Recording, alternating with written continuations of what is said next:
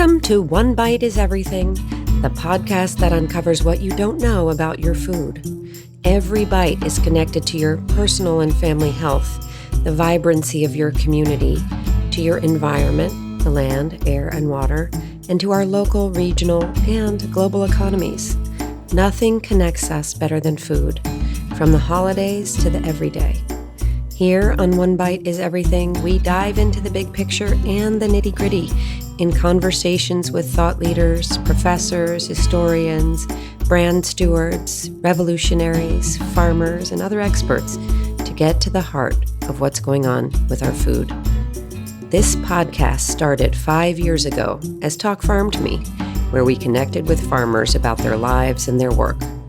In short order, it became clear to me, your host, that with every farm visit, we were talking about something bigger, something universal, a wheel hub with spokes connecting to the most important issues we are all concerned about: health, community, environment, and economy. So, we broadened our lens to include more farmers and other visionaries so that we could bring you into the heart of the matter week after week. Over the next several weeks, One Bite is Everything is celebrating some of the episodes from the archives to highlight some of the most insightful conversations with lasting implications as we move into the future. Today is one of those episodes, and whether you've met Indiana farmer Rick Clark before or not, I'm pretty sure you could never get enough of what he has to say or the data he has mined from his land to back up every word. His land has gone from using all of the possible chemical inputs to none, and that land has a lot to say about what can be. So does Rick. Rick Clark has encyclopedic knowledge of soil and plants. He's a corn and soybean farmer and a cover crop expert. Let me just say this. We're going to get into the weeds with Rick, and I promise you're going to come out the other side of the cornfield with some seriously deep knowledge about how we grow corn and beans and how we as a country could do it better. Rick's experience in Indiana on a mere 7,000 acres is so rich, and his work has been transformative, from major chemical inputs to non-GMO, regenerative, and organic. We are going to unpack all of those buzzwords so you will have a good handle on what they really mean. So let's dive in with Rick Clark. I'll be your guide. I think you're going to need me for this one. Fasten your seatbelt. Corn and soybeans have never been so inspiring. I know you're a fifth-generation farmer, and your family's been on your farm since 1870s, yeah. Yeah, for a long time. I'm curious what you know about the farm way back when and, kind of how it started, what it was like. I've talked to Dad about this a lot because Dad's the last one I've got to talk to about this. When I talk to Dad, and then you think back of what we're doing here, we're not doing anything new. What we're trying to do is remember everything we've forgotten. That's basically what we're trying to do here. So let me point this out. Let me lay this out a little better. When you think back to the way my ancestors used to farm, they took the farm and first of all, they built fence and they divided everything off into either 40 or 80 acre fields so they could graze their animals on the ground. Then what they did was they put their farm in a 4-crop rotation. It was a cereal grain, typically wheat, and then it would be corn, then soybeans, and then clover. And then the clover was mowed, baled, and put up in the summertime for the feed for the horses. And then in the fall, they would moldboard plow, which we don't do that now, but they would then moldboard plow the clover under, and that was the fuel then for the corn for next year. The moldboard plow was invented by John Deere in 1837.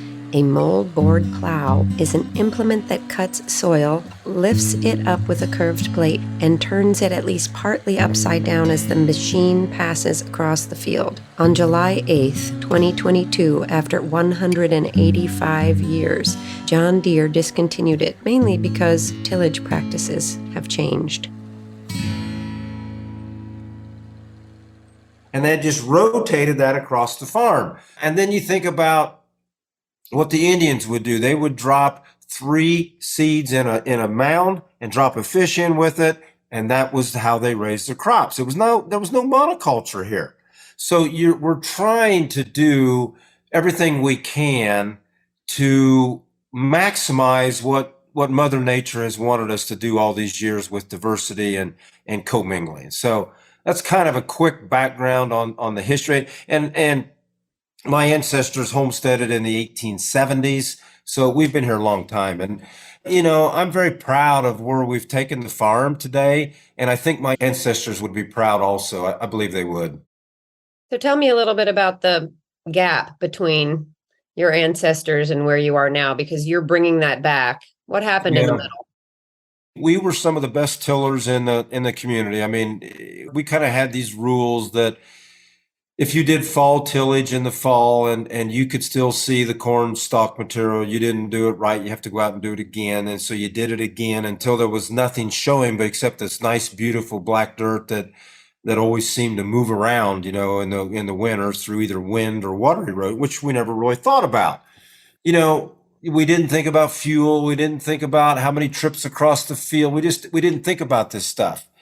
And one day, several years ago, we were doing the same thing we'd always done. We'd multiple tilled in the fall. We let it go in the fall. It would freeze in the winter. And then you come out of winter into spring. You're just itching to go. I mean, you're just dying to get in the field, You got to get in the field, And we're probably out a day or two, or maybe a week or two too early.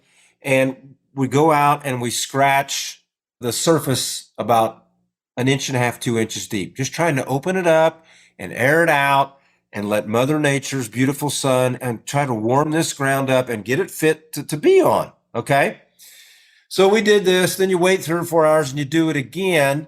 And then you let it sit and you come back tomorrow and you plant corn. It'll be the best planting you've ever planted in your life. Okay. So there's nothing out here bigger than a marble. All right, we've got the fields worked and the pulverized. And we do this normal thing one spring, and that night we get a 1 inch rain. I had no idea the rain was coming. Just 1 inch spring rain, how they just pop up out of nowhere. And all I can think about driving to the field that day is, man, I hope we can get in the field. I hope we can get in and plant this afternoon. I hope it'll dry out where we can get in and plant. Well, I get to the field and the soil has washed from the field into the ditch and actually out onto the road. And this is a field that is 1% slope. I mean, you can barely tell that it's not flat. That's what 1% is. That's how little of a change it is. And I'm thinking to myself, whoa, this is where it all started for me, right here. It hit me just head on, right in the middle of the forehead. We have to make a change. So that's kind of the event that got my conservation stewardship head in place, and when we got to start thinking about what's really going on here. You're in charge of the farm at that point, and your dad's still around? Yeah. So what kind of conversations did you guys have about that? Yeah, Dad was very good. Dad is one of those guys that I wish every farm kid could have, because Dad did not really teach me how to farm. He taught me how to think. And that's a huge difference, because when you step into this regenerative world that we're in, and we're in organic now, and we're doing all these things, we've taken almost all the inputs away, we've eliminated tillage, all these things. It's exactly the opposite of the way I was taught at Purdue University and the way Dad taught me how he farmed. But what made it so much better was not only did he teach me his way of farming, but he taught me how to think, which may seem silly, but when you are looking at a situation it's never been brought to your attention before, you can think your way through the mechanisms on how to solve this problem. That's what he taught me how to do. And that's what's so important. And what I like to relate this to is in 2022, just last year, I went through 38 plans. And you're going to say, this guy's a moron. This guy does not know what he's doing if it takes 38 plans to get through a season. Well, maybe that may be so. Maybe I don't know what I'm doing, but I think the real answer is this is a living, breathing, dynamic system that's changing by the minute, and Mother Nature is constantly throwing curveballs and humbling you along the way, and you have to be able to bend and flex and adapt and be able to change in a moment's notice. And that's what I'm pretty good at doing. So tell me a little bit about those plans. Like, what kind of plans do you put in place and how did they change? Yeah, for example, I am very adamant about row spacing. So what I mean by that is we have a 20-inch row corn planter, and we usually plant our soybeans on 20-inch rows also, because I have a 70-30 rule, and the 70-30 rule is this: 70% of the weed suppression that is happening in our organic system is due to the cover crop. A cover crop is any crop grown to cover the soil and may be incorporated into the soil later for enrichment. Popular cover crops include alfalfa, rye, clovers, buckwheat, vetch, and plants like that.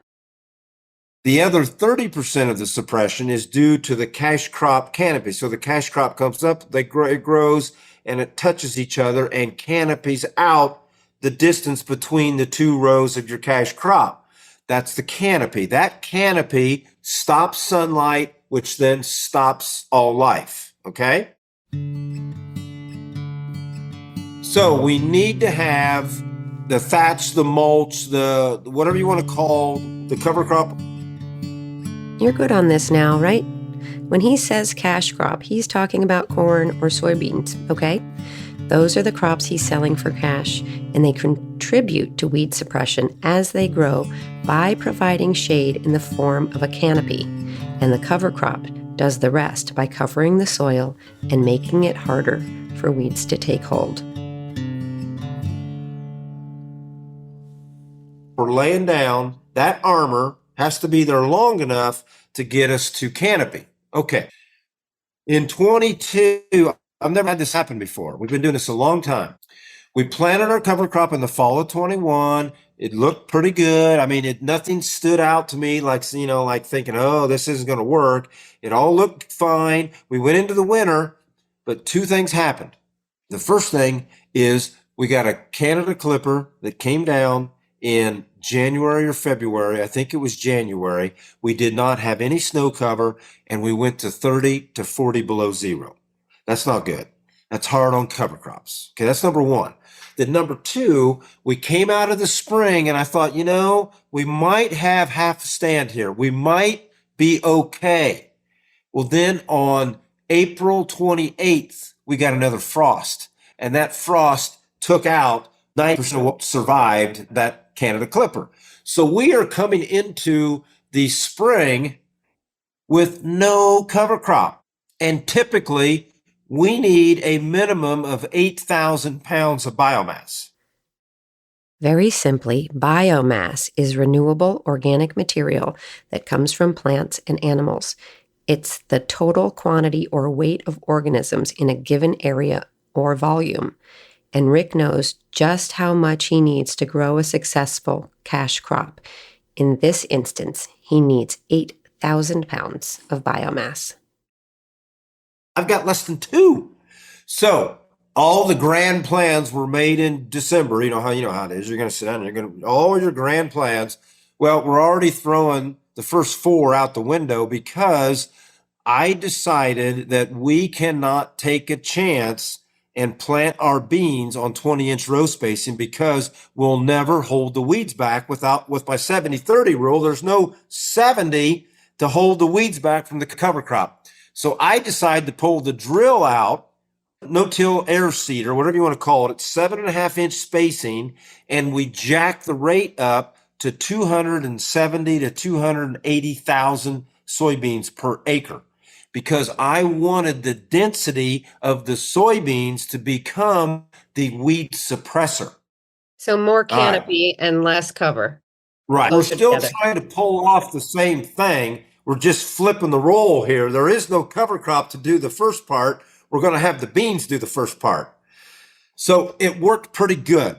The plan worked good. You could drive around the farm and you could tell, I could see some weeds coming, but it still looks pretty good. Well, then we hit 7 weeks with no rain and 92 degrees. And we are really starting to suffer. Now, everyone always asks me, did we hold up better than our neighbors did? Because that's one of the things that people want to attribute to a regenerative system is its resiliency. Okay. And I'm going to answer it this way. Our system is more resilient than our neighbors, but we can only go so long. 7 weeks with no rain and 92 degrees in the Midwest does not bode well for your cash crop expectancy here. So we had everything, and this probably helped. Everything went on hold. And what I mean by that is the beans have an ability to just hang out and just survive. Well, the weeds don't like this hot weather either, so nothing was really growing. So we were holding our own here. Okay, then we fell out of that mini drought or whatever you call that, a micro drought or something like that, and we started getting some timely rains. Well, here comes the foxtail now, because foxtail is a late season weed. Foxtail is a highly invasive weed with a fuzzy top that actually looks like a fox's tail. So now the beans have been damaged by all this heat. They've shrunk back. They haven't grown to what they normally should grow like, even though we're on 7.5-inch spacing. And here comes the sunlight through the canopy, and here comes the rain, and here comes the foxtail. And so we finished the year up with a pretty bad foxtail explosion. So that was kind of a long-winded story to tell you why I changed my plans. But through that time period, we probably changed the plan 5 times on just the bean crop, not including, the corn or the wheat or the alfalfa or whatever else was going on. It's just a constant changing dynamic. And if you think that it's not, you're going to get fooled and you'll get buried, because Mother Nature will humble you whenever she possibly can. She's done it to me so many times. I'm curious now, just to talk about cover crops a little bit. Back in your ancestors' day, you had the clover that was sitting there adding nitrogen to the soil that was fed to the horses and then tilled in. Help us all understand cover crops better and what role they're playing on your farm. And a little bit of weed suppression you've already talked about. This is the way I look at cover crops. If you're going to take the effort to do your research and figure out what species you think would work the best in your situation, when you take the attention and the care to plant a cover crop cocktail, and a cocktail is a multiple plant species, okay? When you put together these multiple plant species, and Dana, these could cost upwards of $50 an acre. So the last thing I want to do is go out and terminate these cover crops on the first warm day of spring, which is what most people want to do, because they say, we can't let the cover crop get too big. We can't let it get out of control. What are we going to do with it? Blah, blah, blah. Well, I beg to differ. I want to go the other way. I want to take the cover crops to maturity. Okay. For example, cereal rye is a tremendous sequester of nutrients. If you look at a cereal rye at the 12-inch growth stage. So what you do is you measure a 2-foot by 2-foot square out in the middle of your field, and you clip everything off in this 2-foot square at the ground level. Ship it to your lab, ask them for a feed analysis, and they send you back the data. And now the reason why you're doing a 2-foot by 2-foot square is because you can calculate what percent of an acre that is. Then you can turn these numbers into pounds per acre, okay? At 12-inch rye on our farm, we are pulling in somewhere around 84 pounds of nitrogen in this 12-inch material. 84 pounds. And if we take the rye up to upwards of 40-inch tall rye, you're pulling in almost 140 pounds of nitrogen in this plant. Nitrogen is essential for all living creatures. In plants, nitrogen is the nutrient required in the largest amounts. It is a major component of chlorophyll, which plants use to make energy from sunlight, water, and carbon dioxide. Remember photosynthesis? It is also a major component for building proteins. Without proteins, plants die. So, super important. So you see, what it's doing is it's going out, it's sequestering the organic carbon that's in the soil profile. Now, if you are a tiller of the soil and you are a high fertility user and a high chemistry user, you have no organic carbon. Or I shouldn't say none, but you have very little organic carbon.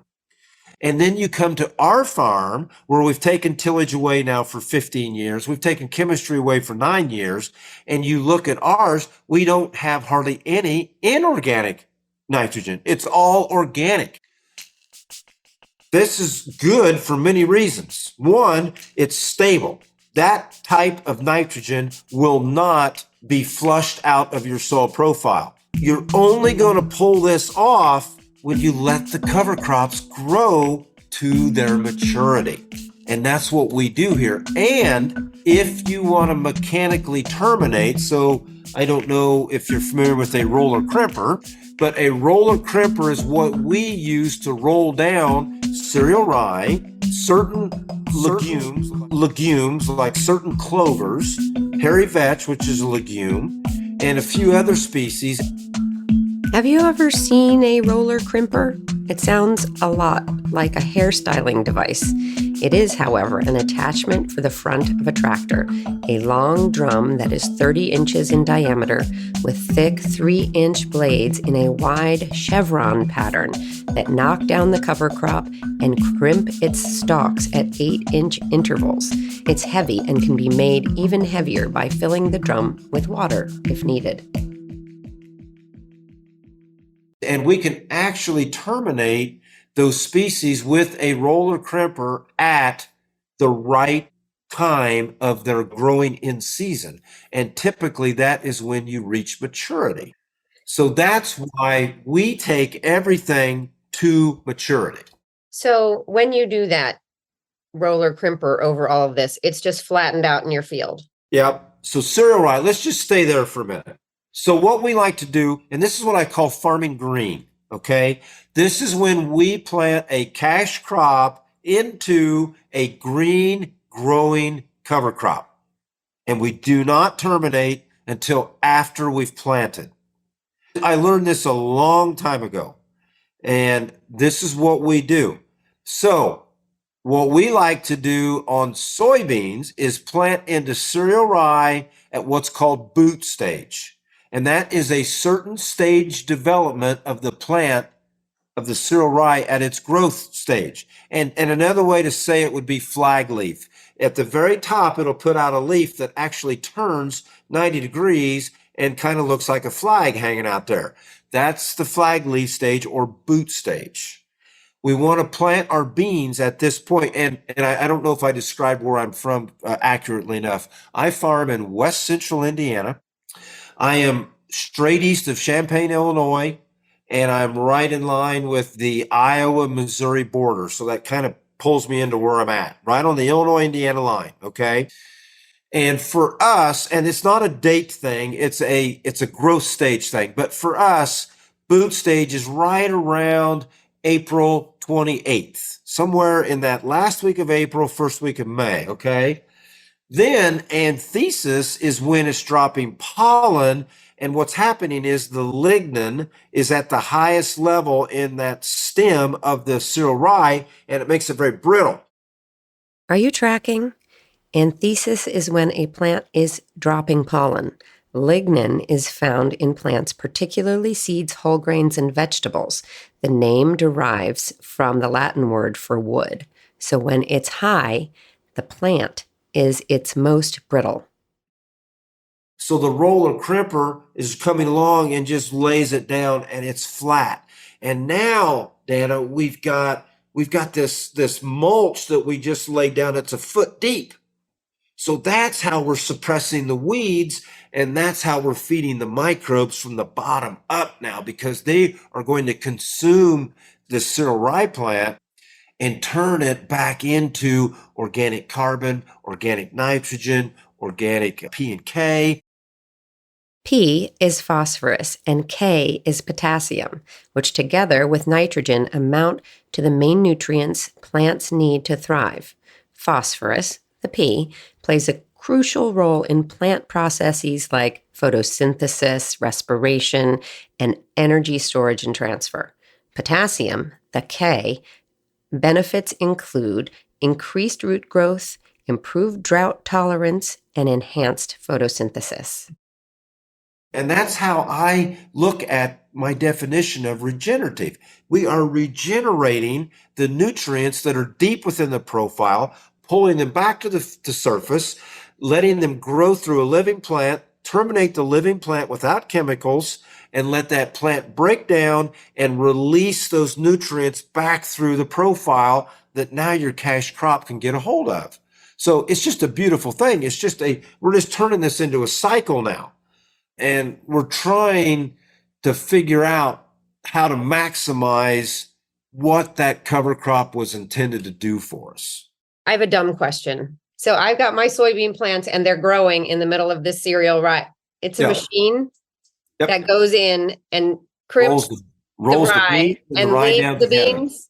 Yeah. So they're just sitting there and they're fine. Yep. The beans will get knocked down with the rye and they'll stand back up. There's so many things happening here. The timing from boot stage to anthesis is about 40 days. And in 40 days, your soybean plant will be at V2.5 growth stage or less, okay? That's why the roller won't hurt. But if we wait very long past anthesis, the beans are going to get too tall, and then we're going to break branches off and we're going to shred leaves. We have to play within this window here. So what I always say is, if you're going to err toward any direction, err planting after boot stage, because you're in that 40-day window, which you've now made narrower, and you've given yourself more time, if that makes sense. It does make sense. Now I don't feel like that was a dumb question. No, that was a good there's no question. dumb questions. That was a good question. You will knock the beans right down and they're going to stand right back up. Amazing. Okay, I have another question. All right, Yes. So you're putting down all of these nutrients with this rye right there next to your soybeans. Now, if you're not doing that, meaning you're using chemicals instead, tell me how that process works. What are you putting into the soil? So let's go back to before I was organic, okay? So we soil test. And I never really liked the traditional soil test because the extract they use is high acid. And they're actually treating the soil as if it was dead. And I don't like that. So I go with the Haney Soil Health Test. And it treats the soil more like it's alive. And it is giving you the amount of nutrients that are actually available due to the potential of mineralization, which the traditional tests do not account for. The traditional tests are only doing the calculation of removal of your crop that you're raising. So, you got 200 bushel corn and it's times this divided by this, and it equals 42 pounds of phosphorus was removed from that corn, whatever the number is. Okay, then that's how they make their calculation to come back and give you the recommendation for what you need to maintain your soil profile of whatever's in it. Was that hard to follow for you? It's a lot of numbers and giving and taking, right? So let's just imagine your soil has 0 nutrients. Somehow you grow corn, and when you harvest it, it measures 42 pounds of phosphorus. So that's the test, and the prescription for your soil is that it needs 42 pounds of phosphorus added back in. But what if your soil is not at 0 to begin with? What Rick is saying is that the test does not take into account the nutrients in your soil to begin with. I just wanted to give you a minute to let that soak in. It's technical, but I think it's worth knowing. Okay, now, when we started realizing the power that these cover crops had, I decided, you know what? I am going to start eliminating these inputs. So what I did with my agronomist, I said, I want you to give us the total farm worksheet that you would recommend that we do on every field. I'm going to pick one field and we're going to cut your recommendation in half. Okay. And I want to see what happens if we cut what we're supposed to apply by half and let the cover crops take care of the rest because of what I just explained to you about the power of cereal rye. The sequestration power is unreal. So we then did this first field, took half away, raised the crop, soil tested again, everything stayed the same. Did it again. Second year, took the half away again, took soil tests, no change. I said, we're done. I'm done putting down P or K fertilizer. I'm not doing it anymore, but we're going to do this 2 or 3 more times. So we took that field into year 3 and I took everything away. I brought 500 acres in and started on year 1, cut in half, did the 500 acres year 2, cut in half, no change. The whole farm now is coming in and we're taking everything away. And that's what we've done. Now, here's what I will say though. Dana, we are a data junkie farm. We collect data like you cannot believe because you can't make decisions, good decisions, unless you've got good data to help you make those decisions. I mean, so we collect data and we've got charts that show stability. And this is huge. So when you look at, say, 2010, and we started our journey before 2010, okay? But this is where the chart starts. When you look at a corn stability chart for our farm, and I don't know of anybody else that's ever done a stability chart like this.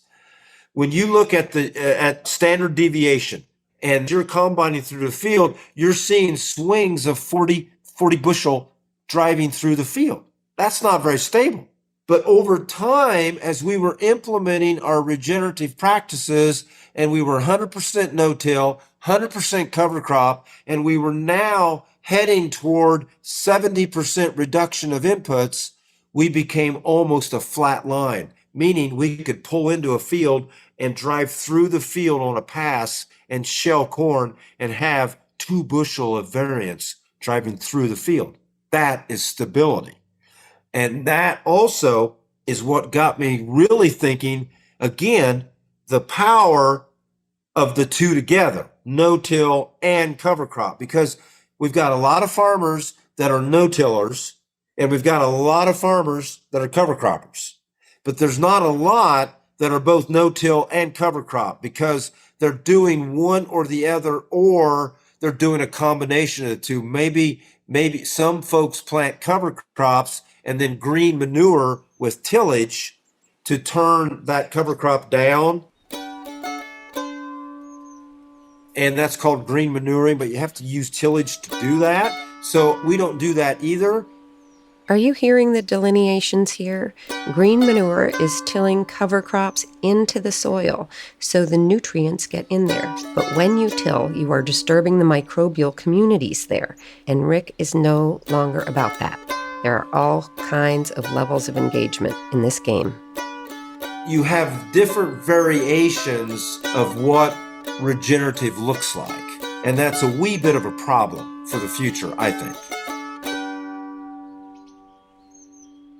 Well, I think regenerative is certainly something that's been, that now that word that you didn't have when you started, looking at your farm, that word is being used and used and used. And I think it's been diluted to the point where when I talk to different farmers, like, tell me, you say you're sustainable. Tell me what that means. You say you're regenerative. Tell me what that means, because defining it is so important. And I really appreciate your data. It's certainly one of my big questions is like, okay, well, how do you measure this stuff? How do you know you're regenerating the soil? Yeah, I get to talk to a lot of people that make decisions, and I speak to a lot of people. I'm going to tell you, I am fearful that regenerative is getting greenwashed out, and if we don't really make some serious headway with either a definition or a program, it's going to be moved on to the next the next fancy schmancy word. I mean, I never really liked sustainable because you could look at any operation and say they're sustainable because they're profitable, they're making money, and they're here and they're doing it again next year. I mean, you could say that about anybody. You could say that about companies that pour pollutants into the rivers. I mean, they're sustainable. Now, regenerative is a little better because it's at least getting down to defining something. And I understand that we don't want to make a definition that creates a box that we can only live in. And then next week we think of something else, but it's not part of the original. I get that. I do. But we have to come up with something because how do we know what goal we're all heading toward if we don't know what the goal is? What do you suggest as a definition? Whose definition would it be? Is it our government? Is it you? Who is it? I think there's too much impetus put on the farmer. Okay. Why does the farmer have to do all this? Why can't we get the packagers and the shippers and all of the people? You've got the farmer over here and you got the consumer over here. Let's get everybody in the middle involved, get some skin in the game, and let's create a situation that produces a product that is healthier for humans to consume and I don't know if regenerative is the right word, but we need to figure out how to get higher nutrient dense food to help break this massive medical problem we have. I mean, the amount of diabetes and autism and all of these autoimmune diseases, that's off the chart. But when you stop and look at how we eat, it's terrible. Rick is a type 2 diabetic, and he knows how he got that way. He sees illness in his community and in his own family, and he knows it's as much about the inputs he talks about for his beans and corn. I've eaten candy bars, I've drank pop, I've done all of these things I'm not supposed to do. And like with his crops, he's turned his own health around by applying better inputs. But he worries about everyone else. What are they consuming? And the farming system that produces it. He knows that doing better on the field is critical. And while he can't farm everyone's land or tell them how to do it, he has ideas. I've got an idea on how I would do it. Let me give you my idea. Of course, please. All right, here's what I would do. Let's first just look at the United States. Okay, I would turn the U.S. into 9 regions because the soil in Iowa is different than the soil is in New Mexico, and you cannot treat it the same way. So let's create, I think you could do this in 9 regions. And within that region, you have one elected mentor that's in charge of that region. That mentor then is surrounded by a group of his or her choosing to come up with the rules for regenerative farming in that region. I mean, the last thing Rick Clark should do is go to Mississippi and tell the people how to raise rice in Mississippi. I don't know how to raise rice. So why would I go down there and tell them how to do it? So that's a region. That's the Delta. That's a region of its own. That's one of my 9 regions. You then get these mentors surrounded by 6 or 7 or 8 people that create the rules of regenerative farming for that region. Then you have a body that oversees each of these mentors. I think that's all the more difficult this needs to be. Let me ask this. We were talking for a second there about between you, the farmer, and me, the consumer. There are all of these players there in the middle. Now, I know you have some history with companies and businesses who have come to you and said, my customers want non-GMO products. And that means if I'm going to feed my cows and milk them for non-GMO dairy, for milk products, then I need to get corn from a farmer who can do that. Right. Now, so I think this is an important conversation to have, especially when we're talking to the consumers out there. We've got consumers who are listening and they have power and they have a role. I want to talk about that chain because there are a lot of very interesting players in there between me and you. And you've got your job and I've got mine. So how does all that work in your eyes? Let's talk about a couple of things that first come to my mind. Think about what would make a shipper's life so much better to ship a perishable product like tomatoes.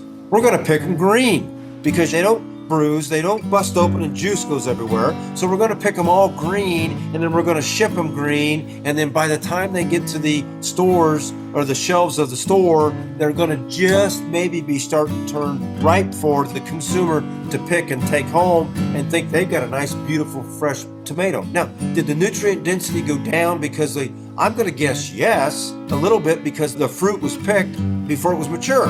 Okay, that's one way I would look at that. So again, this is where the shipper comes in. And I'm telling you, this is only being done because the shipper is demanding this, okay? Now let's go to oats. I love talking about this one. This one will blow your mind. I am getting ready to talk somewhere in Iowa, I think, and there's this wonderful professor, and he is talking about the amount of glyphosate that is in food that we eat. Glyphosate. You probably know it better as Roundup. It's a weed killer, and it has been linked to cancer in numerous research studies and is the defendant in multiple lawsuits. Glyphosate is a bad word. You should know it. Tuck it away. Okay, what do you think number one on his list was? It was oats. And I'm sitting back here, and I'm a farmer, and I know these things, and I'm thinking, oats. Now, why in the world would oats be number one? Oats are not genetically modified. Dana, do you know how many things in the world are genetically modified? Not many. 10. That's it. Like soybeans, right? Yep, soybeans, corn, sugar beets, I forget, canola maybe. But anyway, I forget, there's 10 of them. Here's the list. Soybeans, corn, that's field corn and sweet corn, canola, cotton, alfalfa, sugar beets, summer squash, papaya, apples, and potatoes. And recently, wheat was added to the list. And we freak out, right? Like every single label, non-GMO, GMO, Yeah. non-GMO, Yeah. on 10 items. That's good marketing. So like go to the farmer's market and you buy that box of blueberries that says non-GMO on it. Well, folks, all blueberries are non-GMO. There are no GMO blueberries. That's just good marketing. So number one on his list is oats. I'm thinking, how? Oats are not genetically modified, so you would have no reason to spray Roundup on oats, right? So I got to raise my hand. In the middle of his presentation, I say, Bob, I'm sorry, but you've lost me here. You have to tell me, why are oats number one on your list of food with glyphosate in it? And he said, Rick, it's real simple. It's all about the timing of the combines to be there to harvest the oats. See, this is not about the farmer. So the farmer has done his part. They have raised the crop. They've done everything they're supposed to do. And so now it is told to them in their contract that they have to spray to desiccate.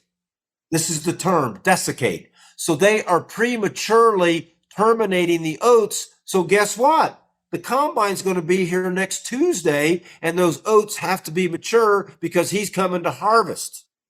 That's what's going in little Billy and little Sue's oatmeal.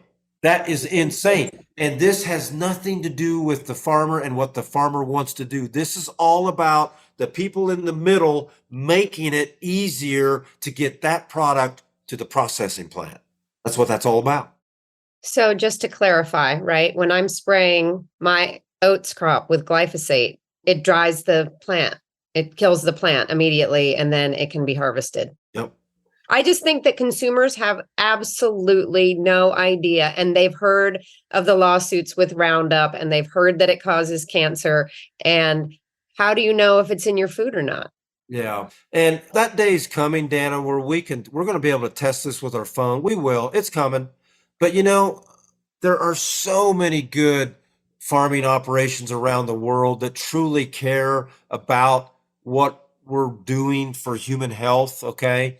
First of all, organic is better than the alternative. Okay. But not all organic is good. But organic is better than just buying an apple from the shelf over here. If you can afford it, always buy the organic apple versus the non-organic apple. I mean, my God, apples, the amount of spray that gets sprayed on them is unbelievable. I tell you, Mother Nature, she has absolutely guided me on where I'm supposed to be going. And thank God I paid attention to the signs that she was giving me. And I took advantage of them. And that was one of them, was going organic. I think right now, Dana, I think there's so many things that need to change. I think sometimes the mindset is we have to hit a home run or we're not going to, it's either a home run or nothing. And I don't think that's the right way to look at it. A lot of little singles add up to a lot of good things. So let's do a lot of little singles along the way. Let's talk about this single. What if you demonstrate with money, in addition to the stability charts and all that hard work? Let's talk about this single. What if you demonstrate with money, in addition to the stability charts and all that hard work that Rick has done? And it is such hard work, day in and day out, and all that data. What about the money? Let's just talk inputs, because as a commodity farmer, you can control that. What are the expenses for synthetic inputs versus the seeds for the cover crops? Yeah, I think right now, if you were to raise an acre of corn with full inputs, chemistry, fertility, I think it's around $800 an acre, $850. And you could put out a $50 cocktail of species to do the same thing. Do you have a hard time getting people to believe you, to believe that? I do until I show my data, because I'm living it. I'm in the game with them, and I'm trying to show them that you can do this. I so much believe in our system that we are now heading into year 5 of no crop insurance, no government subsidy payments, no government programs, nothing.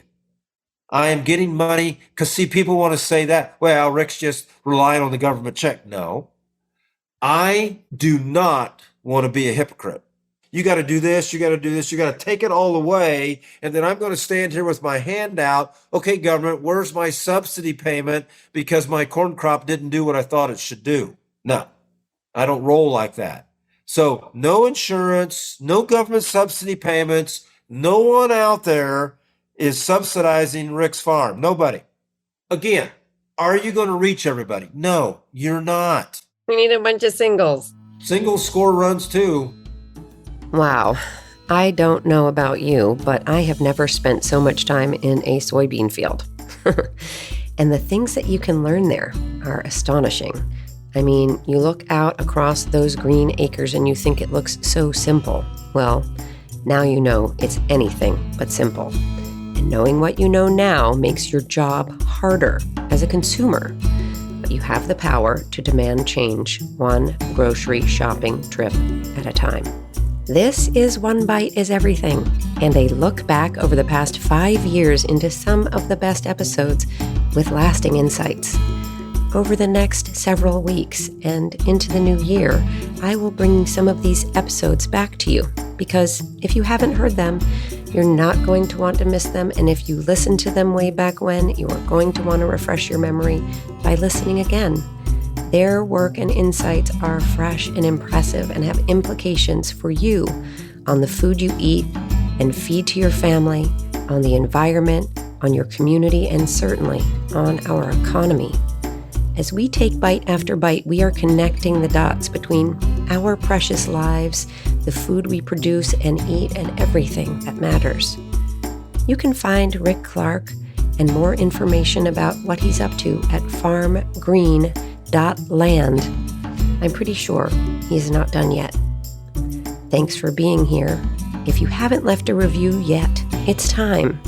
Your commentary on this episode and on the One Bite is Everything podcast are important, and other listeners will find this show when you share your review on Apple Podcasts or on the onebiteiseverything.com website. I am your host, Dana DePrima. You are listening to the One Bite is Everything podcast. Make sure you subscribe so you don't miss out. I will be here again next week with more insights on every little bite you take. I hope you will join me.